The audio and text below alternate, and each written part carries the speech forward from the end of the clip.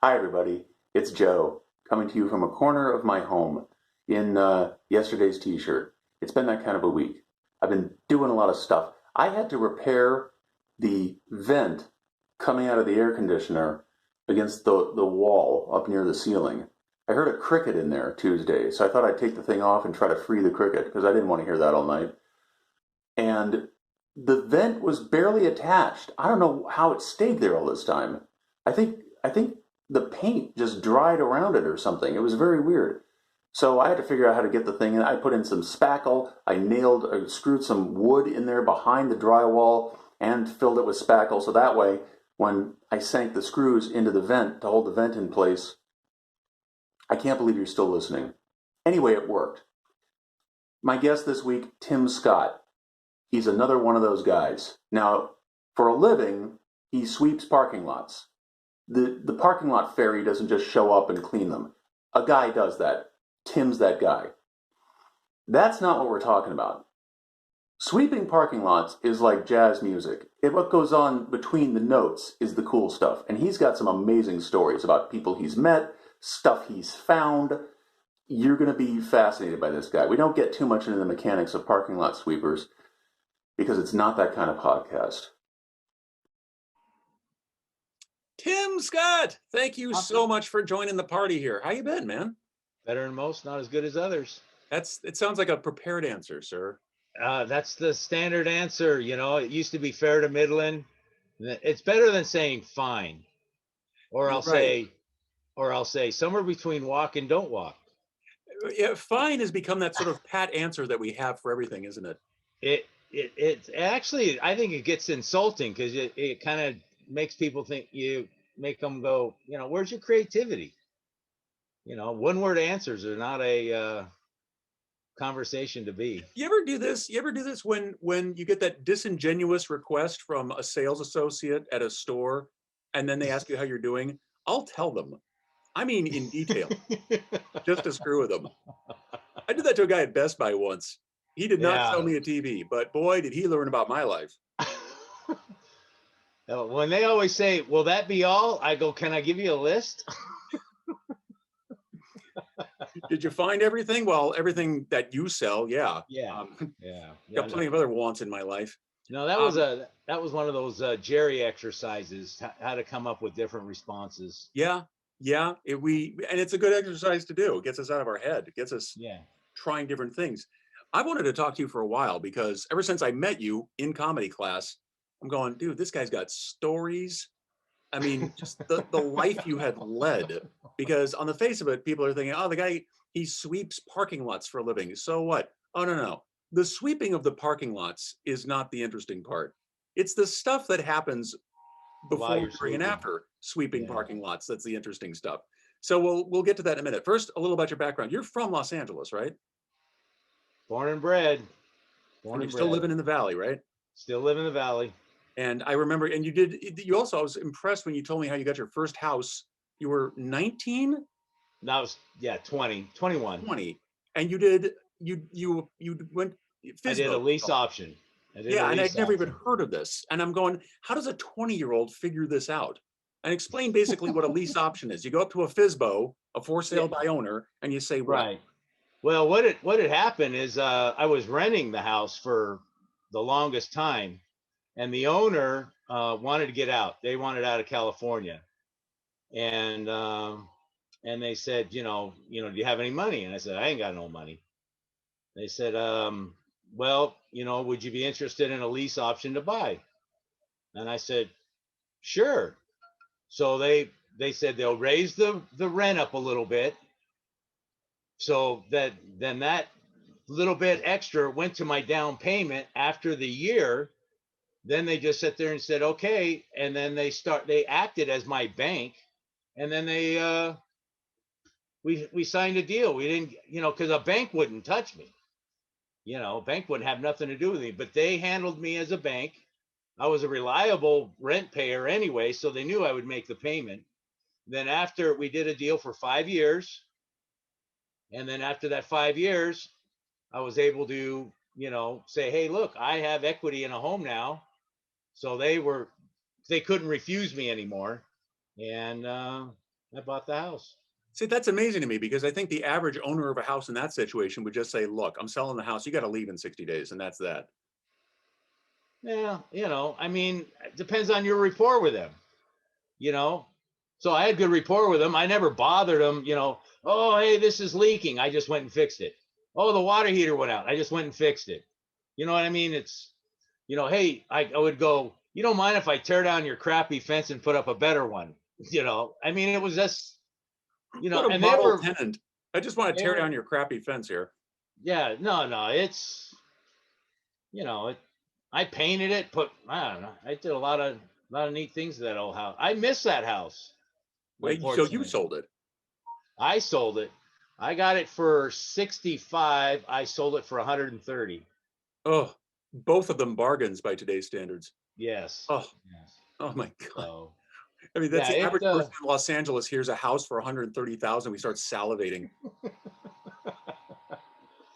it was a what they call the Jim Dandy. And I thought Jim Dandy was just part of a song, but apparently he was a contractor out here that during after World War II, they needed to get homes out here in the valley. So Jim Dandy to the rescue came out and built homes. And he built them out of redwood. I mean, it was, I was like going, oh, I'm gonna have termites. I tore that apart. No termites, nothing. All redwood siding, everything. I couldn't believe it. Hmm. So when did you get into the parking lot cleaning business? I was 17 and I was homeless. I basically had nowhere to stay. And, I was kind of bouncing around like you do in the beginning. And a friend of mine went up to a friend of his and says, "This is my friend Timbo. He needs a place to stay." And the guy just looked at me and says, "Hey, you don't mind sleeping on the couch, do you?" I said, "Hell no. I'll sleep on your couch." So found me a home, and he had a sweeper business that him and his brother did, but they didn't get along, so he only did a few parking lots and so forth. So I didn't have a job, didn't have anything. Just I had, I used to work, but and that's another. Um, so I said, "Hey, I'll sweep your parking lots to help pay for the rent." He goes, "You got it." So I'd go out and sweep. I'd babysit his kid. I did his dishes and whatever to keep staying there. And what was interesting, when he moved, I moved with him, right to his new house. I mean, it was just it was great. So I said, I got to get a job. I got a job. So I got a job at J.C. Penney as a floor detective. And I didn't know how well it would work, but my dad used to be a cop. So and we have the same name. So I said, "Hey, I'm Tim Scott. I used to be an officer.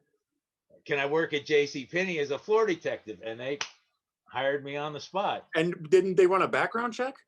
You know what? It's J.C. Penney's, man. That's all I can say. But where the merchandise isn't the only thing that's cheap. Yeah. But that was a crazy job. I mean, I used to, I mean, I don't know how graphic you can get on your channel you want, but try me. I would say that one of my first busts was a guy in leather belts while staring at the cashier. Wow. And to top it off, there was a coffee shop later I started going to, and that guy was the cook. Oh, lovely. So he never touched the coffee. So that was small world. And that was your first bust at J.C. Penney. First bust at J.C. Penney's. I was actually trying to get myself back in school. And so I was tired, and I was just sleeping up in those two-way, windows. And well, you're up in the ceiling then, right? I'm up in the ceiling. Yeah, it's all dark. It's nice and cool. I went out like a light. And then this lady starts banging me on my leg. "Wake up, wake up." And I'm like, "What?"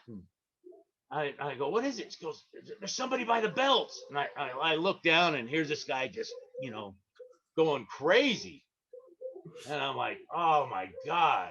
So I went down there and snuck up behind him, and I go, leave it alone. It'll grow on its own. And he freaked out. I leave it alone. It'll grow on its own. Not Yeah. stop that. Well, you got to be a little creative, right? I mean, haven't you ever? I used to be told that all the time. Leave that alone; it'll grow on its own. So anyhow, busted the guy, called the cops.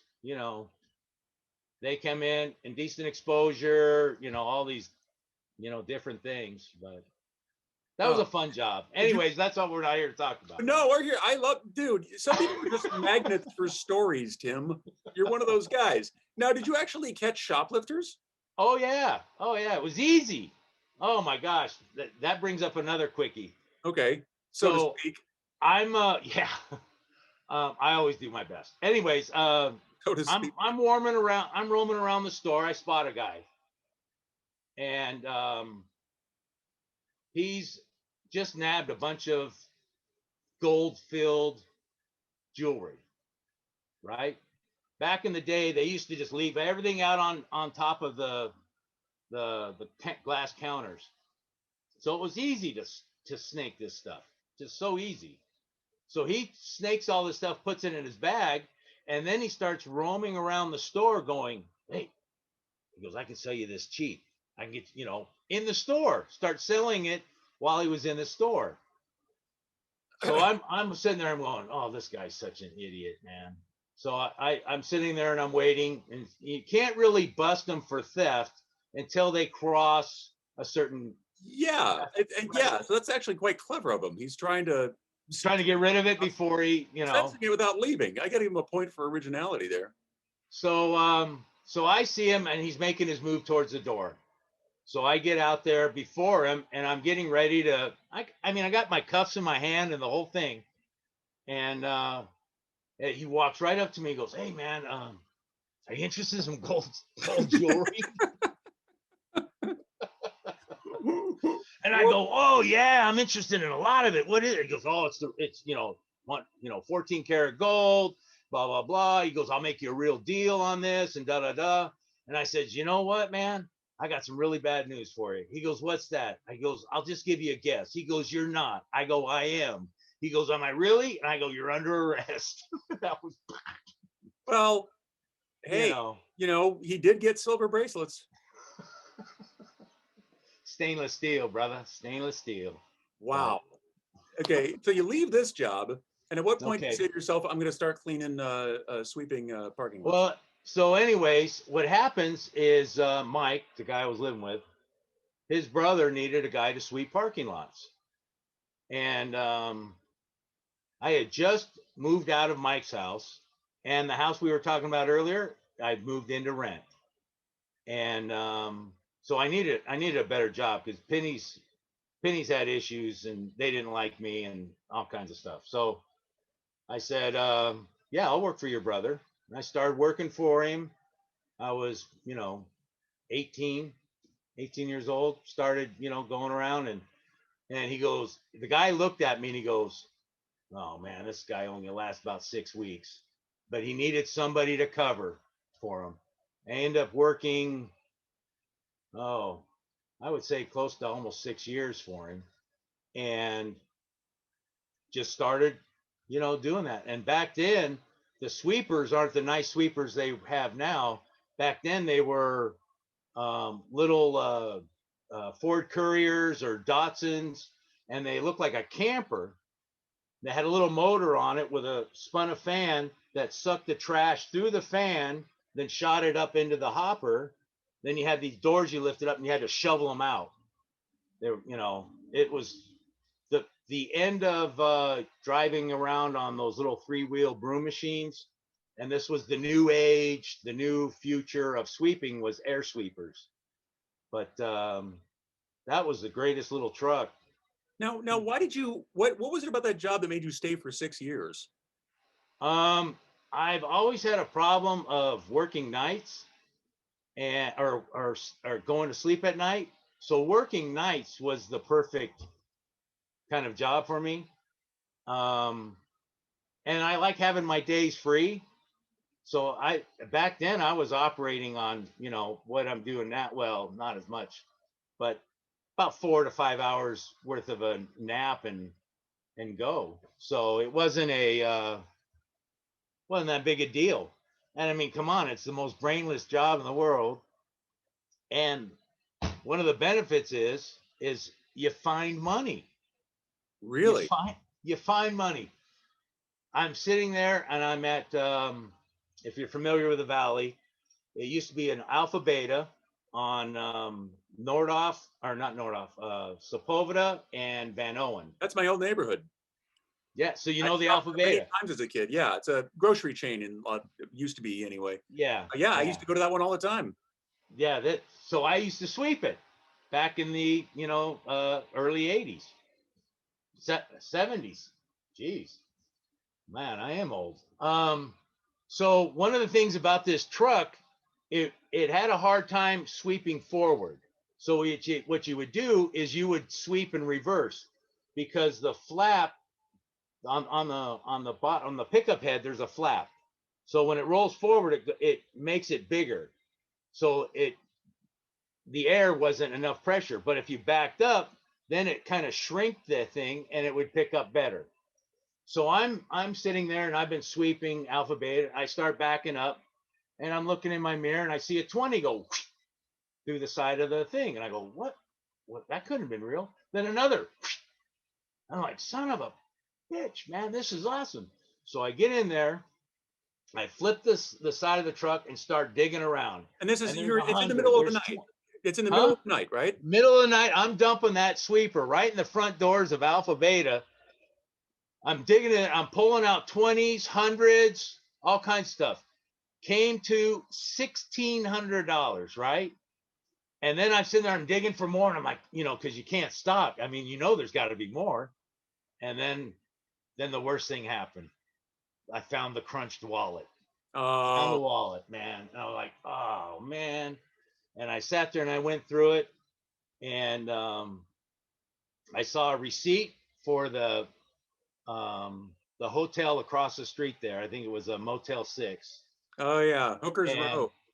yeah, and then there was a receipt there with the room and all the stuff, all crumpled up and dirtied and everything. So I got on the phone, called the guy up, and I go, hey, you missing something? He goes, all right, who's this bother? It's like 3 o'clock in the morning, right? And I go, look, are you missing something? Are you missing a wallet? He goes, what? I go, you missing a wallet? He goes, let me see. Gets up. You hear him all scrumbling. You hear his wife and the kids all crying now. And, they're like, what's going on? Shh. And he goes, yeah, I am missing my wallet. I go, I'm over here at Alpha Beta. I go, I just found a wallet with roughly $1,600 in cash and probably another $4,000 in checks, for him to cash. He goes, oh, dude, where are you? I go, I'm across the street. I'm over here at the Alpha Beta. And he goes, oh my God, man. He goes, comes running down. And I sat there and handed it out all over back to him and said, here you go, brother. And I go, man, that was a lucky thing, that I found your wallet. Otherwise, Hint, I'd had hint, $1,600 cash. hint, sir. And he goes, you don't understand. He goes, I just moved out here from, probably like Nebraska or some crazy state. And he goes, I'm strapped. He goes, I can't give up this. I can't give up this money because I can't give you a tip. I can't give you. And I'm like, dude, I go, get me something to drink. Buy me a soda or whatever. I don't care. And he goes, he goes, all right. He goes, I'll get you a soda. I go, I drink Dr. Pepper. And then away he went and never saw him again. Wow. You know what? It's weird because people in LA are famous for being flakes, and he picked up that part of Los Angeles instantly. Wow. It rubs off. But that's not the most money I've ever found. Oh, there's more, everybody. Oh my gosh. Well, Wait a minute. Wait, how did I know? This is the part where I would go to commercial, but the hell with it. There's no commercial. I'll try to be faster. I know, Tim, you're doing. Dude, just tell us for more money you found. I mean, you said, whatever triggers in your brain, let them flap your lips. So I'm flapping. Yeah. So real quick, I'm out here on Devonshire and Mason, and that's a Vaughn's Market down there.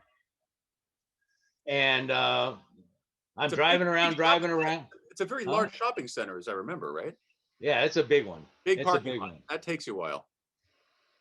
Yeah, unless you cheat, but that's another story. That's another story. So you're at the Vaughns. So I'm sweeping that lot, and I how I run over this thing, it doesn't pick up. So you have to open the door and you scoop it and see what it is and get rid of it. I scooped it and it was a wallet. Oh man, all right. I open it up, $3,200 in cash.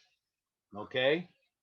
Now, mind you, I'm paying for a house now. I'm got bills. I got zero money at this point in time. And I'm like going, not my money, man. It's not my what would I want myself, to happen to me? Give it back. So I hunt the guy down and tell him I got his wallet. And I said, look, I'll meet you at the coffee shop, because I was hoping for like a tip. And we went to the coffee shop, which is called Pancake Heaven, which is no longer. But anyways, I'm sitting there and the guy's late and showing up. And finally he shows up and I go, are you, Steve or whatever? He goes, yeah, you got my wallet? I go, yeah, right here. He grabs my wallet. He goes, thank you, and headed out the damn door. And I'm like, you son of a bitch, man. And the thing is, I was so hungry. I told the owner of the coffee shop, I said, look, I go, I don't have the money. I'm here to return a guy's wallet.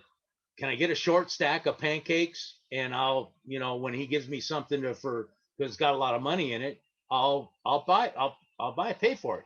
But I go, right now I don't have any money. And an old Greek guy, totally cool guy, he said, yeah, don't worry about it. He goes, okay, yeah, no problem, short stack. And made me a short stack, and I'm sitting there, and when that guy left and didn't give, it just said thank you, and out the door he went. I just was like, oh man. I went over and I said, look, man, I go, I told you I ain't got no money. I'll go do dishes. I'll clean your bathroom for the short stack. And he just looked at me. He says, you know what, kid? Don't worry about it. Like, he goes, my pleasure, on me.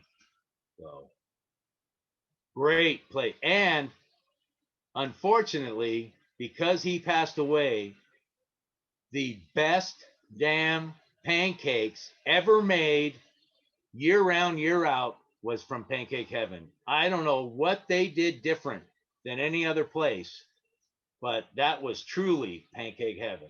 Maybe it was marijuana. You know what? Who knows, man? I don't know. Maybe it was great pancakes, but that's another. Well, now on that note, I am curious because your job requires you to go all over town. Yes. And you've probably tried a variety of different restaurants. I'm sure you've tried every Denny's in town. That got old. But yeah, the Denny's have cured me from ever even looking at them. Yeah, they are what they are. If you need eggs at 3 a.m, there is a place you can go. It's not exactly gourmet, but it exists. However, there used to be more. There actually used to be more. Not Denny's, but other coffee shops that would stay open 24 hours. That's what I was getting at. Like, what kind of cool greasy spoon places have you found over the years? Oh man, one of the best memories are a place called Mr. C's on a Friday night. Used to be right off on Sunland Boulevard. It's now a Starbucks, no doubt. But on a Friday night in there, if you wanted to laugh your ass off, have a good meal, and be around a bunch of happy people, that was the place to go. Mr. C's. and it was on Sunland Boulevard. As soon as you got off the freeway, it's on Sunland there off the 5. Oh my gosh, you pull in Friday night, and then they would just come in, and they had a little the waiter was Willie, and this crazy lady would just, everything flopping in and out of her, just going, "Where's Willie? Where's my Willie?" The whole place was just loud and aggressive, and it was awesome. Now, Mr. C. was there a show going on, or was it just the crowd that was there? Just the crowd was the show. Just the people were the show. It was, back then people weren't so uptight about things. It was a better atmosphere all the way around. Nobody went up there. "What are you looking at? Why?" You know what I mean? No, there was none of that. And that's in a pretty kind of I wouldn't say the toughest part of town, but it's not really, No, it's not pastoral. yeah, it's it's pretty nuts over there. Yeah, it's But not the best everybody place. had a good time, and it was so much fun. Now, on that note, have you gone to places where I will eat there once, but I'm afraid for my safety, so I'm never going to go back here again. I think I'll just stay hungry until I get home tonight. No. Really? I can't. Honestly, thinking about it, no. Even a Tommy's burger, and eating inside there, I never really feared for, and that's one of the benefits of being a bigger guy, and I'm dressed in overalls. They can see my truck right there, and no one really messes with somebody, and and in all honesty, if they were to come at me, there would have to be 3 or more. Well, on that note, you did You know. tell me a story not long ago about some guys in a van who once tried something with you, and you said that was a very touch and go moment. You were half a second away from making a decision. Yes. Didn't make. Okay, the parking lot was called, it was on Nordhoff and Woodman, right across from the Norwood. There's at the time it was donut shop, still is. I think it's a Yum Yums now. Anyways, I'm blowing the sidewalk onto Nordhoff, and a van pulls up. And, "Hey, man, you know where Monroe High School is?" I go, "Yeah, dude, you just passed it." And then all of a sudden, I see this thing level out of this van like a rifle. And I'm like, "Son of a bitch." And I just pull up, and I'm ready to I don't even have to aim. I'm that close. I just Aim start what? poking. You've got a gun. I got a gun. I'm ready to poke holes into them.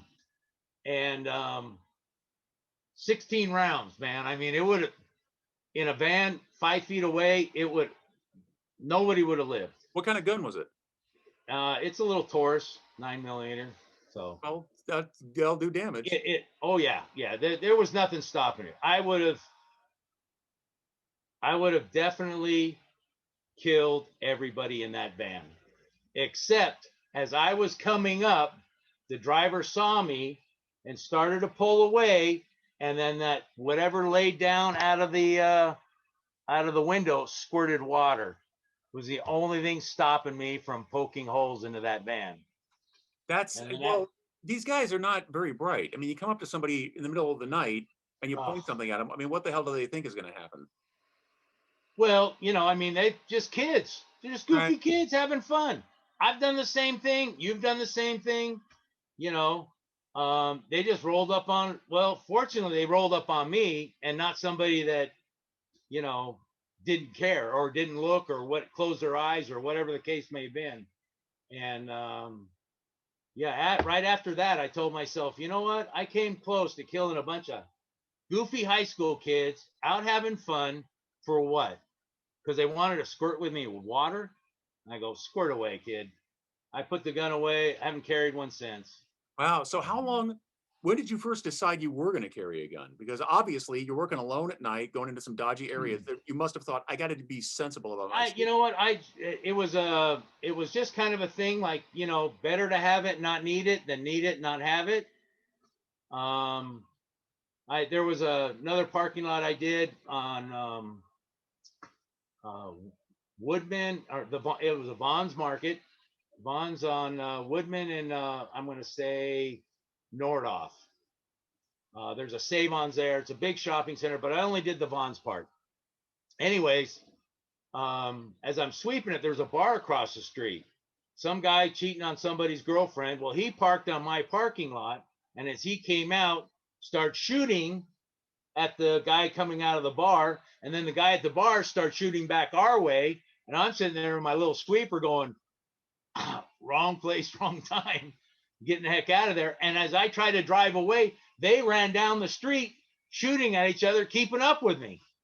Finally, they ran out of bullets. Nobody got hit, and away we go. So Jeez, that was, but still, I mean, right there, man. It was right there. yeah. I mean, when things like this happen to you, I mean, do you feel any kind of apprehension the next time you go out?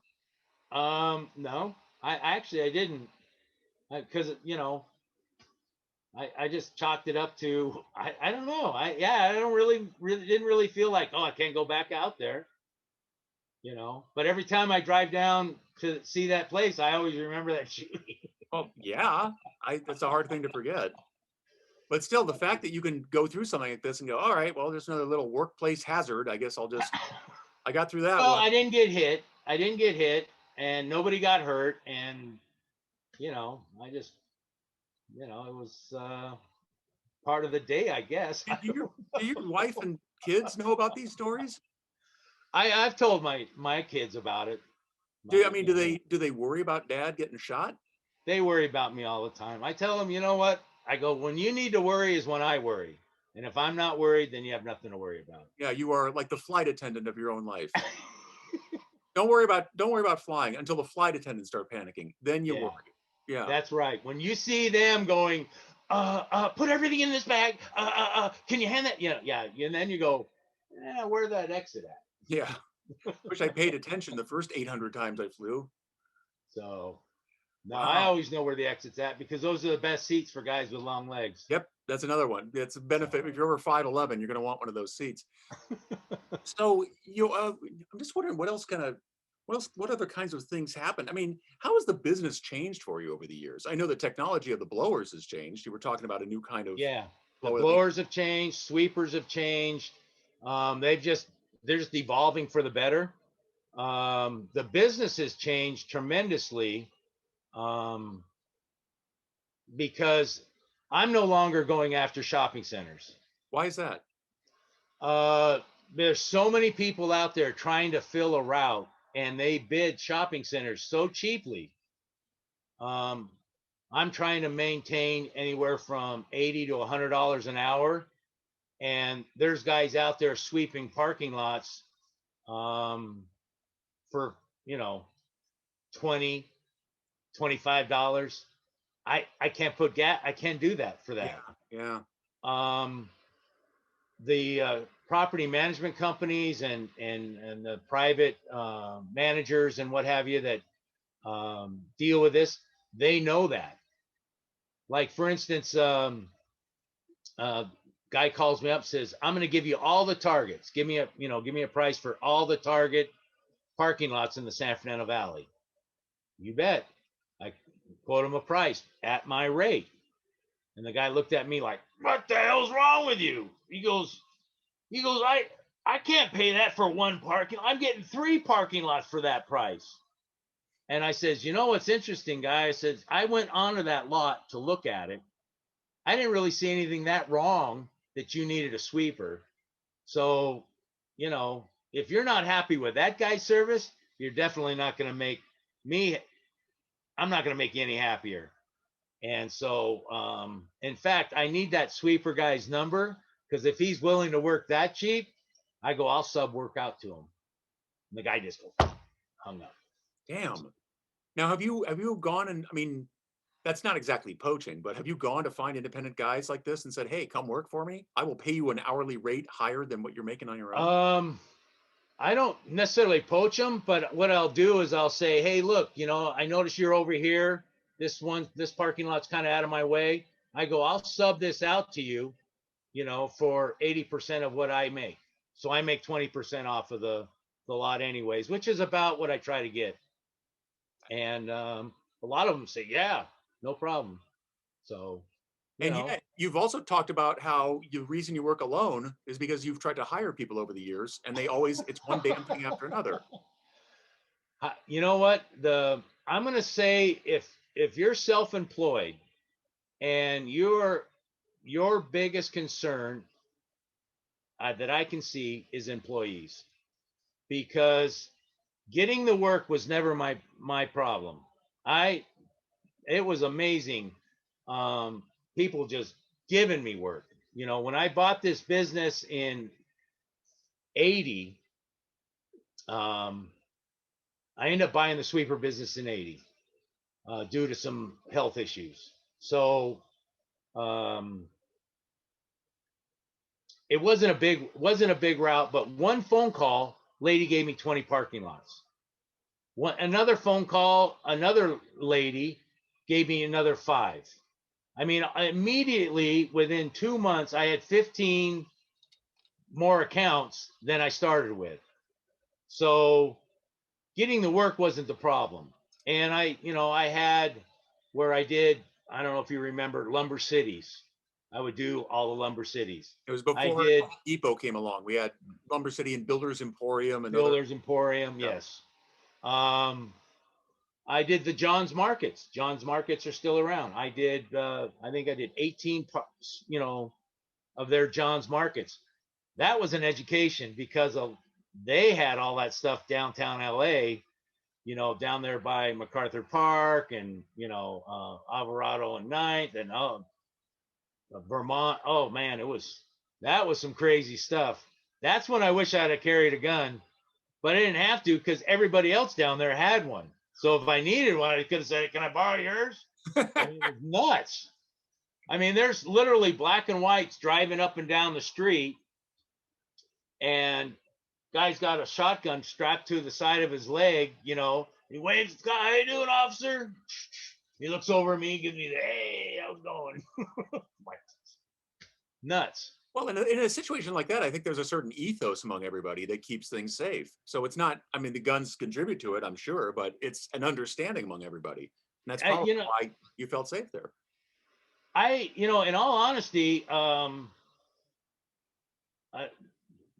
been attacked. I mean, there's guys that drunks that'll come up to you, but I was attacked once while pressure washing out an alley in Venice. So now in addition to driving around the blower, you do have a water device where you Well, will actually. what I did with the business is I evolved it. So because I had a little bit of a construction background, I was able to do demos. I was able to, install a door. I was able to, check your air conditioning. I pressure washed sidewalks. I did landscaping because I was trying to build a business that I could actually have 401ks for my employees, healthcare, right? I mean, that was my goal. In fact, when I got healthcare for my guys, they all told me, "Screw you, man. Give me the money." Because I go, 25, I go, "Look, $25 a month out of your check. I'll pay the rest and you will have healthcare so you can go get yourself checked out or whatever." And they all said, "Give me the money." $25 a month. I mean, that's insane, right? Yeah, I'm like that's. going, "Dude, you don't understand." I literally tried to sell it to them, and they were like, "Nope, I want the How money." long ago was that when they turned down health insurance? I would say that would have been the early '80s. Okay, that was back when I health. mean, I'm sorry, '90s, But '90s. still, I'm even in sorry, the 90s, it '90s. was cheaper then, way cheaper Yeah, than it is now. So yeah. if you were to do that again, I'm sure they would take. Well, what was cool about it is I was part of where a bunch of small businesses got together and make one big business for the insurance company. It was a nice little program, I thought. I mean, $5 co-pays. I mean, come on. Yeah. I mean, I mean, there was no, "Oh, you have to spend $10,000 before it kicks in." There was none of that. It was, "Here, you're good for this. If you need surgery, that's a different thing. But for if you broke an arm or if you, had needed stitches or whatever, I mean, You I were go, you were saying you were pressure washing a sidewalk in Venice. Okay, I'm sorry. Yeah, That's quite all right. That's why I'm here, man. I'll keep you steered straight. But so what happened in Venice? so I'm this parking lot in Venice. I'm pressure washing the sidewalk, and they had a trash bin in the back by the alley. And so it is thick with grease, poop. I mean, it is bad. So I have a 0-degree tip on this pressure washer, which is basically like a laser beam coming out of this thing at roughly 4,200 psi. I mean, it's cranked up, it's jamming.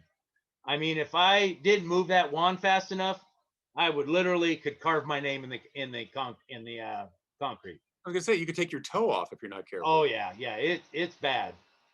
So I'm sitting there and I'm jamming away, it's all steaming. I got my little light on. I'm trying to pay attention. And all of a sudden, out of the corner of my eye, I see a guy kind of shimmying down the wall. I'm like, what the hell's that? And I look down the other way, and there's two other guys. So I step back. I grab the wand in my hand. I go, what's your problem? Oh, hey, no, dude, it's cool. I go, no, I know how cool it's gonna get. And he's sitting there and he's like, no. I go, what do you need? You need something? No, I was just seeing if I could sneak up on you. I go, well, you can't. You saw that, right? And he goes, oh, yeah. And I go, dude, let me show you something. And I took a step across the alley, and there was a cinder block wall. And I went up to the wall, and I just poked that pressure washer into it. And it blew a hole through the little the cinder block. I go, dude, you know what's so cool about this machine? I go, I can cut you in fucking half, and it'll cauterize, and you could watch yourself fucking, quiver and shake. And I go, it'll happen as fast as I can move my arm. You ready to race? And he goes, dude, you don't understand. We were just, hey, it's okay, man. Whoa. I go, I don't need to fuck around. I'm busy. And they wandered on down the alley, and I went back to work and loaded up and got the hell out of there. Wow. And then did you visit that sidewalk again? Oh, I was there 7 days a week. Did you ever see these guys again? Never saw them again. No way. Wow. Yeah. Imagine word spread. There's the psycho who's gonna kill me with water. Oh, that 0-degree tip is they cut concrete. Blocks. That's how they cut stones out. Yeah. It's all pressured water. Yeah, sure. I knew a guy years ago who was in the Navy. He said they would look for steam pipe leaks with a broom handle because the steam's coming out of there so fast it'll just snap the handle off. It will lasered, man. It's laser. So, and you put pressure behind that oh my gosh, dude, at a 0-degree tip. Even if it was, say, a 15-degree tip, if I just jammed it into you, it would actually go through your skin and just bloat you and literally cook you, because I ran at about 175 to 200 degrees worth of temperature. So that's going to cook you're done. You're going to live for a little while, but you are done. Oh, wow. You must be fun on dates.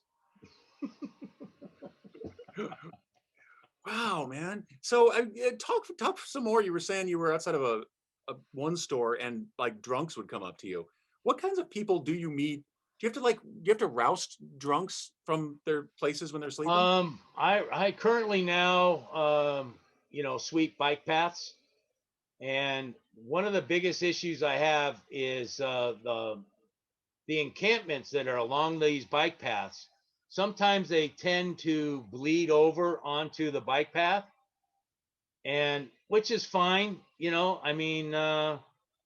want to work as far as I'm concerned, but if you're going to pass out drunk in the middle of a bike path, I've got most of them trained to stay on this side of the white line of the bike path, so I can still drive by without hitting them. You're seeing the same ones every time.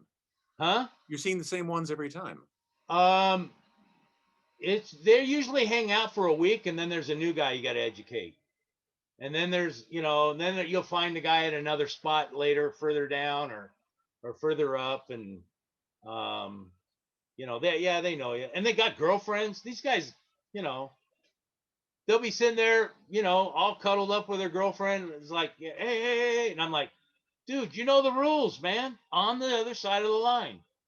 You know the rules here. I had one lady, I'm down there on the expo line down in LA, down, Santa Monica area.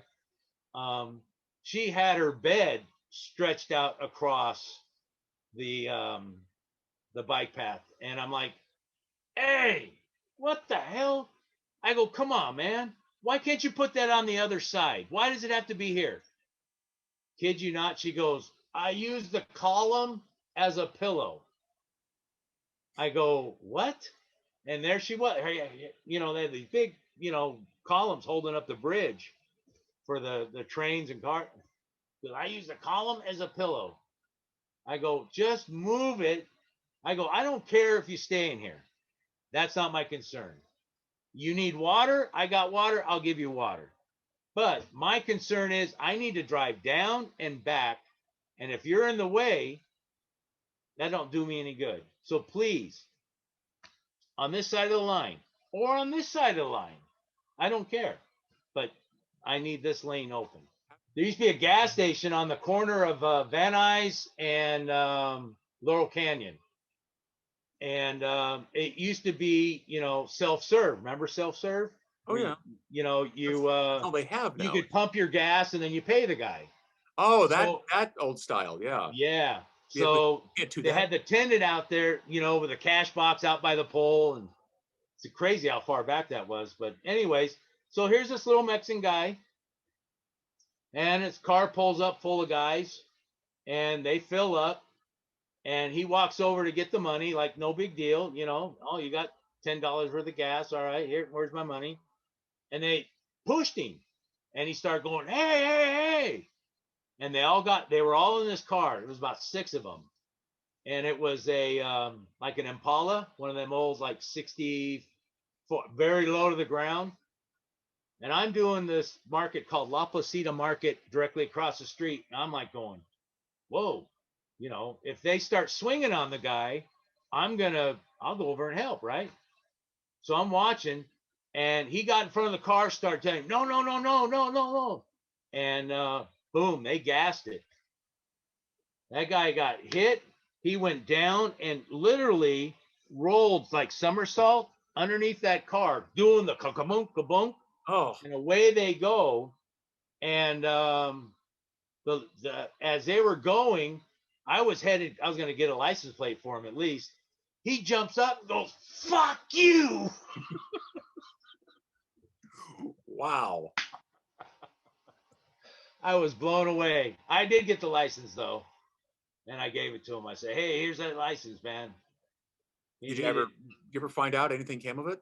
Nothing came of it. But it was funny because I still don't speak Spanish, and I'm sure he don't still speak English, but I don't care. It doesn't matter. You don't run over anybody, right? No, you don't run people over. Right. It's simple.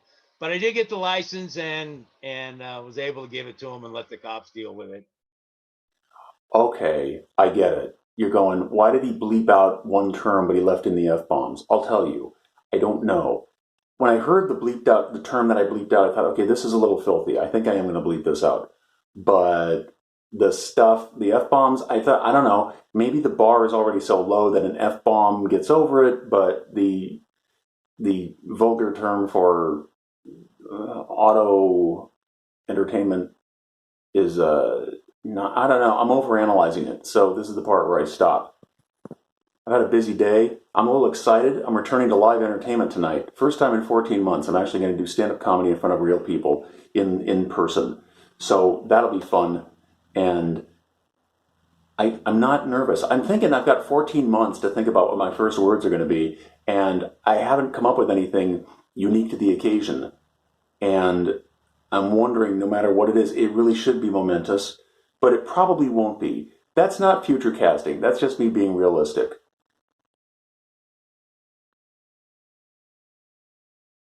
My hair isn't always this nice. I combed it because I had an on-camera audition today.